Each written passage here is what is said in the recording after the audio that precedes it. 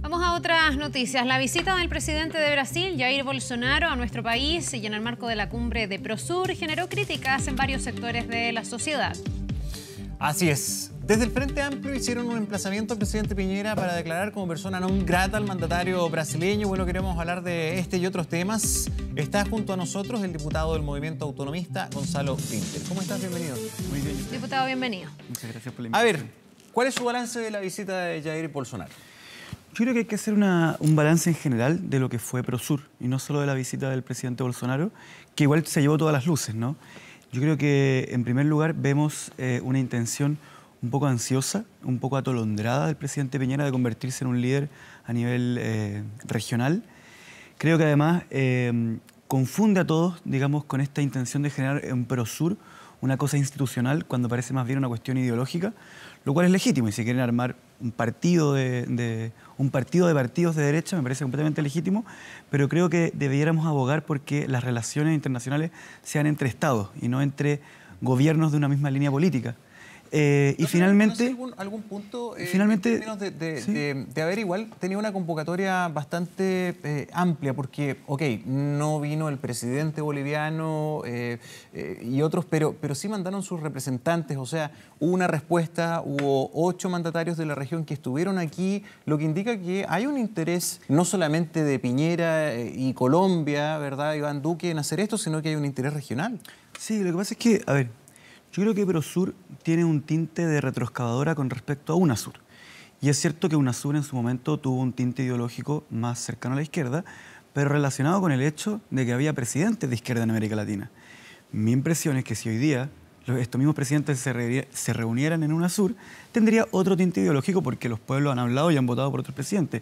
El punto es que yo creo que en la cuestión institucional, el presidente Piñera debiera abogar justamente por generar instancias institucionales en donde las relaciones sean entre estados y no solamente entre gobiernos, porque los gobiernos son volátiles, los gobiernos cambian, etcétera, y también que no nos engrupa, por decirlo así, de que de que Prosur es una cuestión que no tiene ningún tinte ideológico, cuando yo creo que evidentemente lo tiene y digamos, y lo mejor es reconocerlo así. Y no lo tiene por razones circunstanciales, porque justamente en la región hoy día tenemos más gobiernos de derecha, ha habido como una balanza que se ha inclinado hacia el otro lado, porque también se sacaba como cuenta alegre, digamos, el que hubo una declaración, hay un manifiesto de intenciones y la idea sí es que haya esa conversación. Me imagino que Prosur se va a tener que analizar en el tiempo. ¿Por qué decir desde tan pronto que es un fracaso o que es algo absolutamente ideologizado y no darle como, por lo menos, la oportunidad de existir? Sí, yo no utilicé la palabra fracaso. No lo digo por usted, sí. lo digo por lo Sí, que hemos dicho. escuchado de Quería aclararle a los sobre todo desde la oposición. que yo no he utilizado la palabra fracaso, sino que lo que yo estoy planteando es que es muy evidente que se están utilizando las relaciones internacionales de todos los chilenos con un fin ideológico de la derecha. Pero perdón, ¿eso significaría que cada uno de los presidentes que vino estaría usando una instancia con fines internos de sus países? Porque si no, ¿cómo se entiende que todos respondan a ese llamado? Creo que efectivamente la pregunta es súper interesante. Creo que en los últimos meses en Chile hemos visto cómo prácticamente no existe la política exterior y casi toda la política finalmente es política para hacer política al interior. Un gran ejemplo es que Venezuela, que es un país que tiene grandes problemas hace tantas décadas, quizás siglos, de repente, hace 2 meses nos dimos cuenta que todos los problemas de Venezuela eran culpa de Michelle Bachelet, la alta comisionada de Derechos Humanos de la ONU. Yo no sé cuántos de los telespectadores que están viendo esto se acuerdan cómo se llamaba el anterior comisionado de Derechos Humanos de la ONU y ahora responsabilizamos de todo lo que pasa en Venezuela a la alta comisionada de la ONU. ¿Por qué? Porque el gobierno lo utiliza para hacer política interna, para desacreditar, digamos, otras visiones, hacer vínculos espurios. No es si Sebastián Piñera, porque me queda claro que esa es la postura suya de diputado, que Sebastián Piñera utiliza las relaciones exteriores para hacer política interna. Eso usted ya me lo dijo. Lo que yo le pregunto es si eso entonces se replica con el presidente de Perú, con el presidente de Brasil, con el presidente de Uruguay, con el de Paraguay, con el gobierno boliviano que mandó representantes a Prosur, con el gobierno uruguayo que también mandó a sus representantes, porque sería entender que todos le hacen el juego a Sebastián Piñera. Yo me imagino que ellos vienen porque consideran que Prosur es necesario de alguna manera, ¿o no? Pero usted con mucha claridad hizo la distinción entre quienes vinieron los presidentes mismos y quienes mandaron representantes. Y justamente son los gobiernos, los que mandaron representantes, son los gobiernos que no son del tinte político de Iván Duque y Sebastián Piñera, que son los promotores de Prosur. Pero mandaron sus representantes. Esa es Mandaron la sus pregunta. representantes porque no quieren quedarse abajo, pero en el fondo tampoco vinieron ellos mismos porque no se querían prestar para una cuestión de agitación y propaganda, sino para una cuestión de integración entre pueblos, que es lo que deberíamos apostar. Diputado, ¿sirvió de algo el que ustedes hayan emplazado al gobierno a declarar persona non grata a Bolsonaro? ¿Sirvió de algo que se restaran los presidentes de ambas cámaras para ir a una jornada donde Bolsonaro en realidad mantuvo su agenda, donde hizo todo lo que tenía que hacer, donde compartió con el presidente Sebastián Piñera y tuvo la repercusión o la importancia que uno suponía iba a tener? Es muy interesante este tema porque ¿qué significa servir de algo? Yo creo que hay cuestiones que son de principio, ¿ya? Jair Bolsonaro fue electo por millones de brasileros y ahí, por supuesto, para nosotros desde la izquierda, lo primero es anotar, ¿cierto? Y preguntarnos por qué millones de brasileros votaron por Jair Bolsonaro. Pero lo segundo es que Jair Bolsonaro representa una visión de la política que yo creo que es reñida con los valores democráticos, que es reñida con los valores de la solidaridad, con los valores del respeto. Todos hemos visto sus frases que son realmente contrarias a todos los valores que fundan una república como la chilena. Y que él no desmienta o que no corrija a su ministro que esta semana dice que evoca la dictadura militar que mató a tantos chilenos, que tiene a 3.000 familias hoy día que les faltan todavía familiares. Cuando él hace eso, yo creo que ofende a Chile. Y yo creo que el rol institucional del presidente Piñera es defender la dignidad de los chilenos y decirle, ¿sabe qué? Usted está ofendiendo a un país. ¿Y eso qué significa? ¿No relacionarse con Jair Bolsonaro? Es interesante el que usted diga cómo el presidente Piñera debería abordar a Jair Bolsonaro, porque en el fondo, guste o no guste, Jair Bolsonaro es hoy día el presidente de los brasileños, guste o no guste, Brasil es un país importante dentro de la región, duda. Guste o no guste, es nuestro principal socio comercial en la región. Entonces, ¿de qué manera se podría relacionar el presidente Piñera o cómo hacerle el punto y separar el que guste o no guste su forma de pensar, pero que sea el presidente electo de los brasileños? Sin duda. Ahora, la forma de pensar en política también son actos, ¿ya? Esto hace como palabras y actos como cosas separadas. Yo creo que en política los gestos son simbólicos y dan a entender lo que un país tiene que hacer. Ahora, yo creo que aquí la gracia o la tristeza es que se ve el doble estándar, porque finalmente Piñera toma distancia de Jair Bolsonaro como figura originalmente, mostrándose Piñera como un gobernante con valores democráticos, con todo el trabajo que ha hecho Piñera por hacer olvidar a los chilenos que él fue un pinochetista, ¿cierto? Que ha sido un trabajo más o menos exitoso, creo yo. Creo que hoy día ya hay como una idea instalada de que Piñera fue un demócrata siempre, etcétera. Toma distancia, pero después la visita de Bolsonaro se termina convirtiendo en una especie de homenaje a Bolsonaro, ¿ya? Y esto es muy interesante porque Chile es un país que agita las banderas de los derechos humanos de manera muy intensa para determinados casos, ¿cierto? Y de manera muy leve para otros casos. Entonces, por ejemplo, China, que es nuestro principal socio comercial en el mundo, las violaciones de los derechos humanos en China parecieran darle lo mismo a los políticos chilenos. Yo creo que nadie que esté viendo esto podría negar las violaciones de los derechos humanos en China.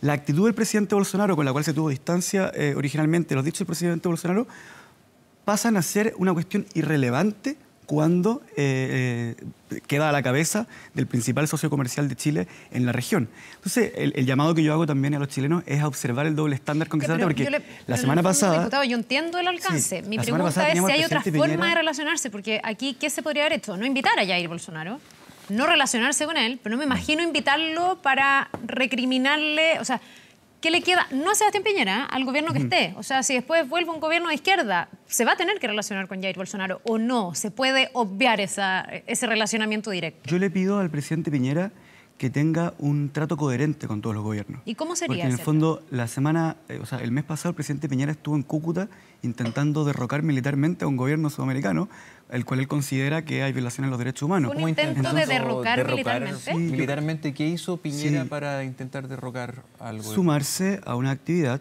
que era una actividad justamente para generar presión política en la frontera entre Colombia y Venezuela, para que haya, digamos, el alzamiento de un sector de la sociedad para que se enfrente al otro. Yo creo que esa fue la intención de ¿No declarar fue el esa intento de actividad. ingreso de ayuda humanitaria, que fue en realidad lo que se difundió? No llegaron militares a la frontera. Lo que sí se esperaba es que hubiera militares que en Venezuela pudieran desertar. Yo creo que fue un acto de agitación para que ese enfrentamiento se produzca. A propósito del tema de Venezuela, se señaló mucho que Prosur iba a ser fundamentalmente una reunión para marcar una postura regional contra el régimen de Nicolás Maduro y que se iba a hablar solamente de Venezuela. Al final, en la declaración incluso parece no haber sido el tema fundamental. Yo quisiera saber cuál es su postura respecto al informe que hizo la ONU en torno a lo de Venezuela, donde hace un diagnóstico súper lapidario en torno a una serie de situaciones, desde los asesinatos hasta de que 1 millón de niños no está yendo a clases, en fin, una serie de cosas.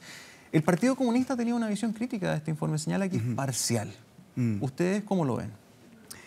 Yo creo que el informe es bastante complicado. Yo creo que la situación, quiero ser con esto muy claro, que la situación de Venezuela es realmente grave.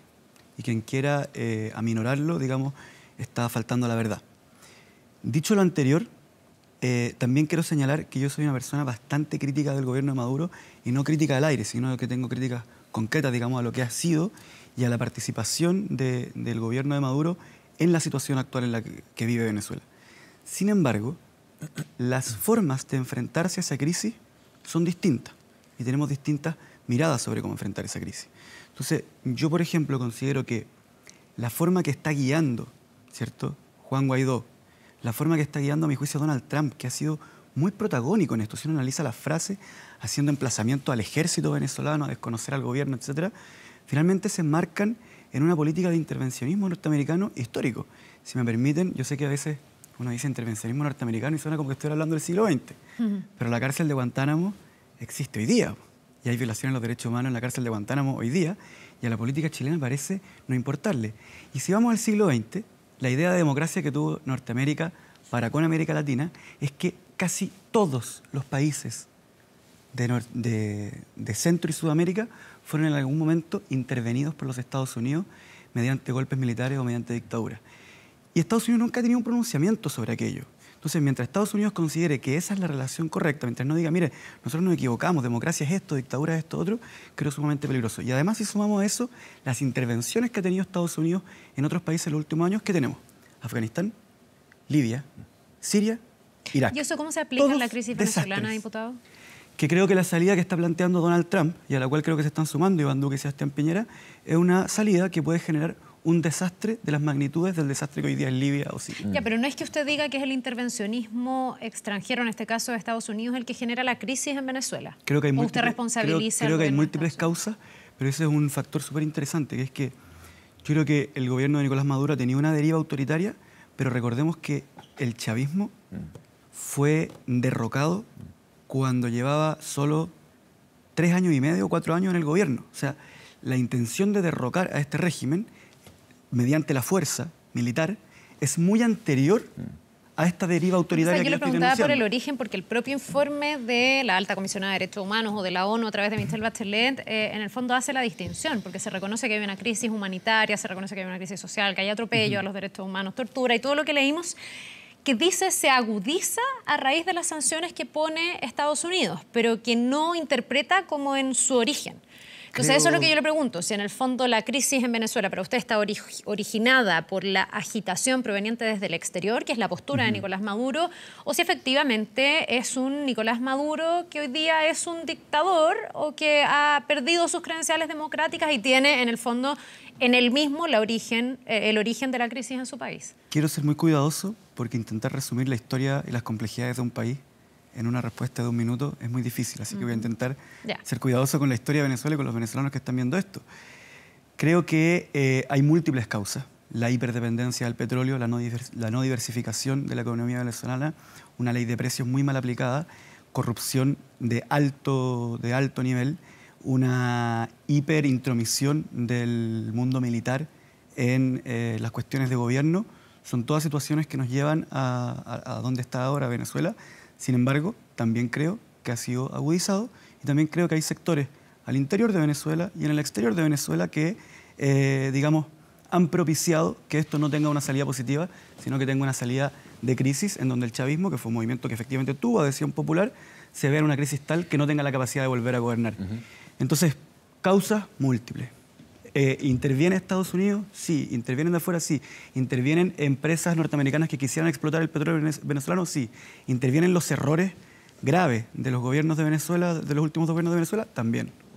Volvamos al país. El presidente Piñera ha hecho un sorpresivo anuncio, ha comentado que durante esta semana va a invitar a una ronda de conversaciones a los líderes de la oposición, a los presidentes de los partidos, desde digamos, el Partido Socialista hasta el Frente Amplio. ¿Cómo ven ustedes esta invitación que aparentemente tiene el objetivo fundamental de iniciar un diálogo en torno a las principales reformas de este año, llámese tributaria, ¿verdad?, de pensiones, entre otras? Es súper interesante lo que pasa con Piñera y la oposición. La forma en que se relaciona con la oposición creo que es muy, muy entretenida, porque primero el presidente Piñera llega con un programa. Y ese programa gana las presidenciales por lejos, pero no gana las elecciones parlamentarias. Ese programa, digamos, queda en minoría en las elecciones parlamentarias, en una suma de varias minorías, ¿cierto? Entonces el presidente Piñera hace un llamado a los acuerdos. Nosotros como movimiento autonomista concurrimos a los acuerdos, siendo criticados por nuestro propio sector. El diputado Boric estuvo sentado en todas las mesas de infancia y ha votado a favor en el Congreso de lo que se acordó con el gobierno. Y el alcalde Charp, que a propósito hoy día está de cumpleaños, el alcalde Charp concurrió a la mesa de seguridad a todas sus sesiones, compartiendo, negociando, ¿cierto?, porque había visiones distintas, una serie de acuerdos. Sin embargo, después el presidente pasa a la fase de que la oposición es antipatriota, recordémoslo, ¿ya? Y que en cada proyecto de ley hace este juego de si no lo aprueban es que están contra los niños, si no lo aprueban están a favor de las bombas Molotov. La primera frase de la ministra Cubillo. La primera frase de la ministra Cubillo cuando llega. Y creo que el punto de inflexión en toda esta historia es el control de seguridad.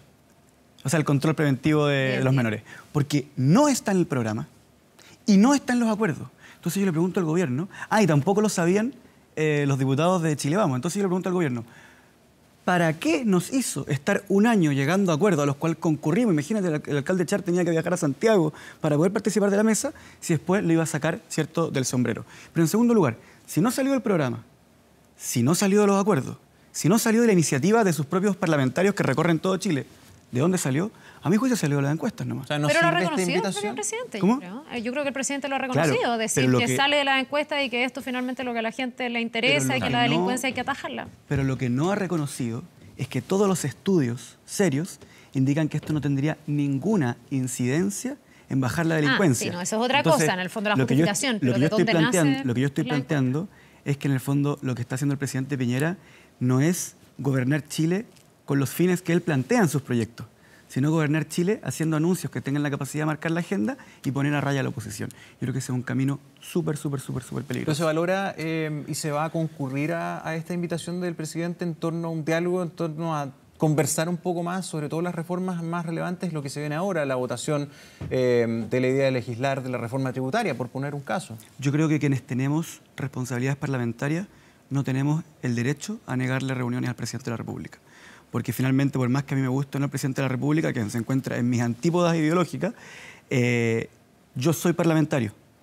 Y el Ejecutivo y el Poder Legislativo tienen un rol coadyuvante en el proceso parlamentario. Por lo tanto, negarle reunión al presidente de la República es desconocer mi propia responsabilidad. Ahora, diputado, ¿con quién se va a entender el presidente en el Frente Amplio? Porque también el Frente Amplio viene teniendo algunas diferencias. Hay quienes están mucho más de acuerdo con llegar a pactar antes que con el gobierno, con la democracia cristiana, otros que no quieren. Vimos lo que pasó en la elección de la Cámara, que dicen dejó algunos heridos en el camino. Sí. ¿Qué tan complicado está el Frente Amplio? Ha surgido ahora esta idea de la bancada de la dignidad, que la están articulando algunos parlamentarios. ¿Qué tan cerca o lejos estamos de una reconfiguración dentro del Frente Amplio? El Frente Amplio... Perdón, me salió muy agudo. El Frente Amplio. El Frente Amplio, claro. El Frente Amplio tiene 2 años de existencia, 24 meses, ¿ya? Pero al mismo tiempo es un proceso de acumulación y reflexión de fuerzas sociales que vienen de la Revolución Pingüina, la cuestión medioambiental, la lucha feminista, el NOMA FP, el 2011 con los universitarios, etc. Entonces yo primero quiero hacer una distinción entre lo que es el Frente Amplio, sus bases, sus comunales organizados, sus grupos de estudio programático, etc., y lo que es la bancada parlamentaria, ¿ya? Que yo creo que a veces tenemos el error de sobreparlamentarizar lo que entendemos por Frente Amplio. Entonces, lo primero que le quiero decir es que tensiones hay siempre. Una fuerza política que surge de tantos mundos tan distintos y que pretende irrumpir en la política, en una política que lleva muchos años estática, es tensa y ha sido tensa desde el día 1 hasta hoy. A veces me preguntan, ¿hay una crisis en el Frente Amplio? Y digo, sí. Y me dicen, ¿desde cuándo? Desde el día en que lo fundamos, ¿ya?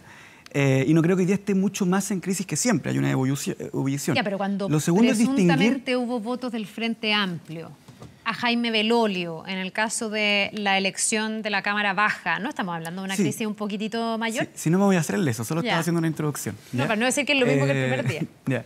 Es que lo que pasa es que la distinción que quería hacer era entre lo que pasa en la bancada con lo que pasa en el Frente Amplio en general. ¿Ya? Porque muchas veces estas tensiones no se aplican para abajo, o sea, no es que esté desapareciendo ni quebrándose el Frente Amplio.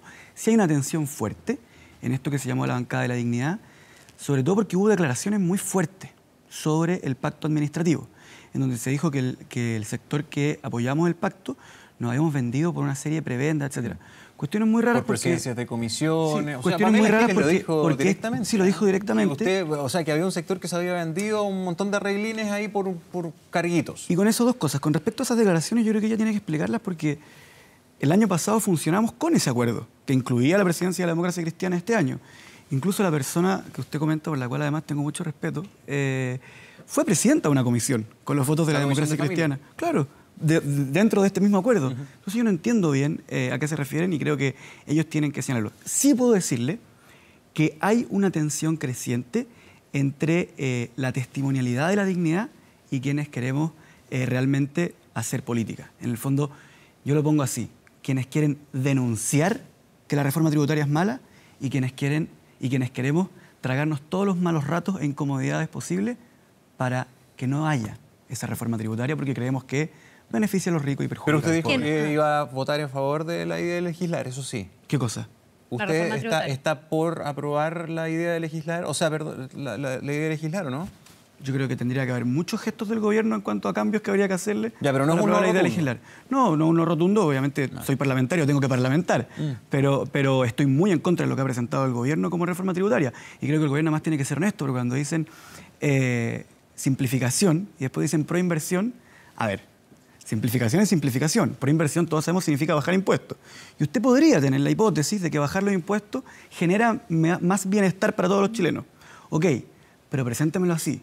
No me diga que es solamente una simplificación. Entonces, cuando el gobierno esconde su verdadero argumento, yo sospecho. Lo mismo que pasa en aulas en admisión justa, en donde la ministra Cubillo, como ha presentado el proyecto en base a puras falacias reiteradas y sistemáticas, yo empiezo a pensar que no tiene argumentos verdaderos para sostener su punto. Bien, pero vamos a quedar pendientes. Hay muchos desafíos legislativos para este año, así que vamos a ver cómo se van dando cada una de esas discusiones. Diputado Winter, gracias por habernos acompañado. Gracias a ustedes. Gracias por venir. Buen día.